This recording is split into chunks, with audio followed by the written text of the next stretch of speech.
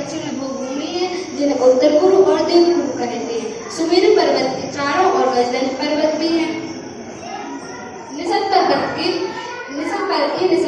इसके 9 कूट है जिनके नाम क्रमशः हैं अपर प्रदेश, शीतलकूट, विजयकूट और हरिकूट। और यहाँ एक सरोवर भी है जिसका नाम दिग्गज कूट है। हरिकूट, विजयकूट, हरिवर्षकूट, निषदकूट और इसे जिनकूट कहते हैं।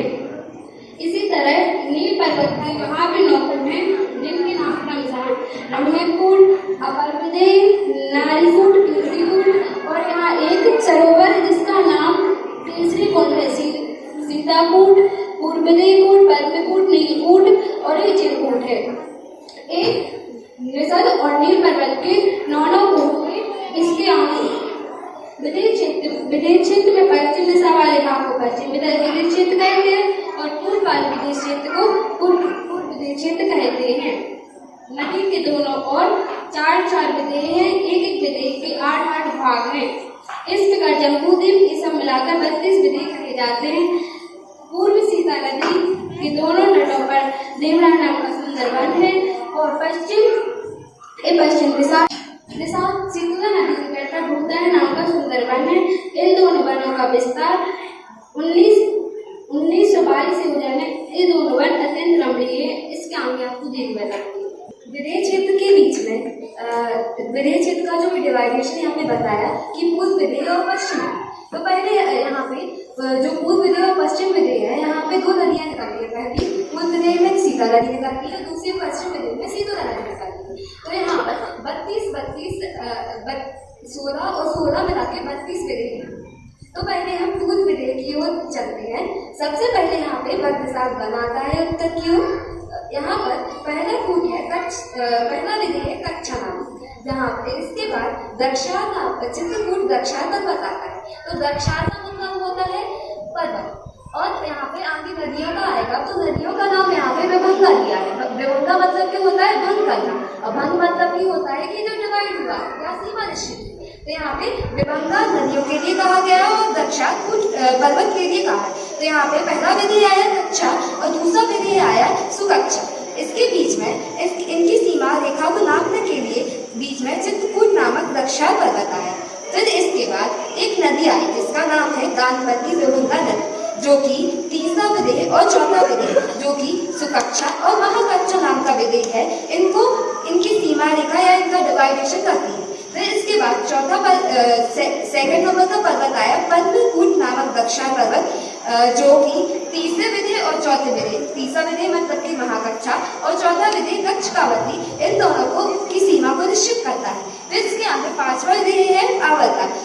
यहाँ पे चौथा विधेय और 5वें विधेय का डिवाइडेशन जो दहवती नामक विभंगा नदी है वह करती है। फिर इसके आगे तीसरा पर्वत आता है दक्षार नामक पर्वत, जो कि 5वें और 6वें विधेय का डिवाइडेशन करता है या सीमा निश्चित करता है, जिसमें 5वें विधेय का नाम आवर्ता है और 6वें विधेय का नाम लावर्ता है।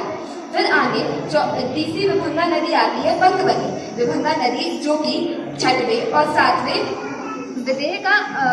विधेय की सीमा को निश्चित करती है।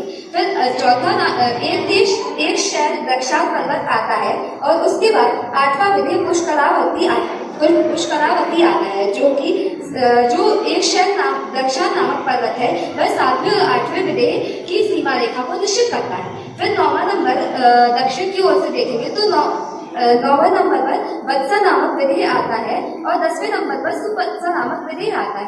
इसके बीच में एक दक्षार आता है जिसका नाम है त्रिकूट दक्षार पर्वत, जो कि 9वें और 10वें विधेय की सीमा रेखा को निश्चित करता है। फिर इसके आगे 11वें विधेय का नाम है महावत्सा। इसके बीच में एक विभंगा नदी आती है जिसका नाम है तप्त जला विभंगा नदी, जो कि 10वें और 11वें विधेय को डिवाइड करती है, सीमा रेखा निश्चित करती है। फिर इसके आगे 12वें विधेय का नाम है वत्सकावती। इसके 11वें और 12वें विधेय का सीमा रेखा या डिवाइडेशन करने के लिए वैश्रवण नामक दक्षार आता है। फिर इसके आगे बत्त जला नामक विभंगा नदी आती है, जो कि 12वें और 13वें विधेय का नाम रम्या विधेय है। इनका डिवाइड या सीमा रेखा निश्चित करती है। फिर आगे अंजन शहर दक्षार नामक पर्वत आता है, जो कि 13वें और 14वें विधेय सुरम्य का इसकी सीमा रेखा निश्चित करता है। फिर इसके आगे 14वीं और 15वीं विधेय, मतलब कि 15वीं विधेय है रमणीय विधेय और 14वां विधेय है सुगम्यका विधेय। इनके बीच में उन्मत्त जला नामक नदी आती है जो कि इनकी सीमा को निश्चित करती है। फिर 8वां पर्वत कुल विधेय में आत्मांजना दक्षाल पर्वत आता है जो कि 15वें विधेय और 16वें विधेय मंगलावती विधेय को डिवाइड या सीमा रेखा निश्चित करता है। इस प्रकार से हमने पूर्व विधेय के बारे में जाना। अब हम पश्चिम विधेय के बारे में जानेंगे।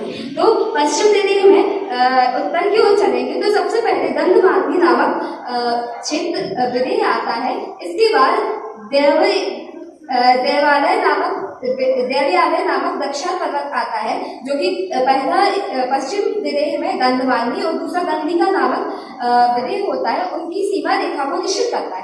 फिर इसके आगे एक विभंगा नदी आती है जिसका नाम है उन्नीमार्गी विभंगा नदी जो कि तीसरे विधेय और दूसरे विधेय को डिवाइड करती है। तीसरी विधेय का नाम सुगंधा विधेय है।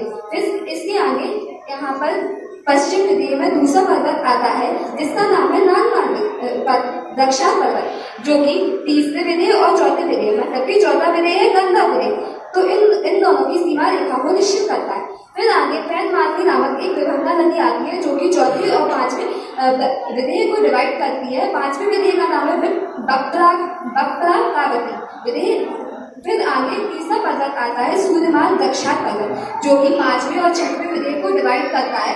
पांचवें विधेय का नाम है बक्रावती और छठवें विधेय का नाम है महाबक्रा। फिर आगे यहाँ पर तीसरी विभंगा नदी गंभीर मार्गी नदी आती है जो कि छठवें विधेय और सातवें विधेय को डिवाइड करती है। छठवें विधेय का नाम है महाबक्रा और सातवें विधेय का नाम है सुबक्रा।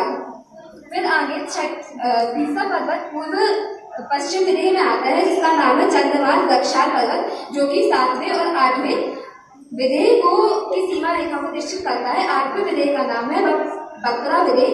इसके आगे तो देवालय में आता है। फिर आगे दक्षिण की ओर चलेंगे तो 9वां विधेय सरित विधेय है और 10वां विधेय कुमुद विधेय है। इसके बीच में एक सुखावाह वृक्षाल नामक पर्वत आता है जो कि सरित विधेय और कुमुद विधेय, मतलब कि 9वें विधेय और 10वें विधेय की सीमा रेखा को निश्चित करता है। फिर इसके आगे एक श्रोतोवाहिनी नामक विभंगा नदी आती है। फिर इसके बाद 7वां नंदी विधेय और इसके आगे 12वें विधेय है शंख विधेय। तो यहाँ पर एक विजदावान नामक दक्षिण पर्वत आता है जो कि 11वीं और 12वें विधेय की सीमा रेखा निश्चित करता है।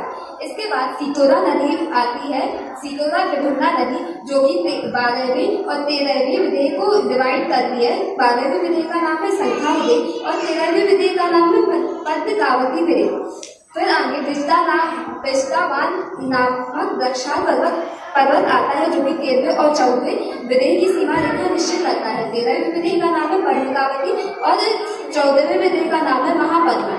14वें विधेय और 15वें विधेय की सीमा रेखा निश्चित करने के लिए छारोदा नामक विभंगा नदी आती है जो कि महापद्मा और सुपद्मा नामक विधेय क्षेत्रों की सीमा को डिवाइड करती है।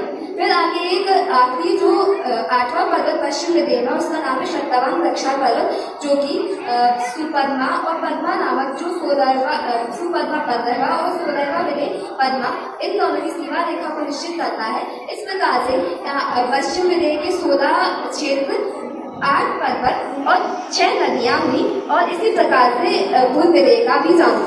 फिर यहाँ पे जो बीच में जो विधेय क्षेत्र है यहाँ पे जो विद्यमान की स्थिति उत्तर होती है वो विद्यमान भी रहते हैं और अभी जो विधेय क्षेत्र है हमेशा चौथा काल ही चलता है और वहाँ से जीव स्वर्ग भी जाते हैं और मोक्ष भी जाते हैं। इस प्रकार से अभी हमने विधेय क्षेत्र के बारे में जाना। सभी को जय।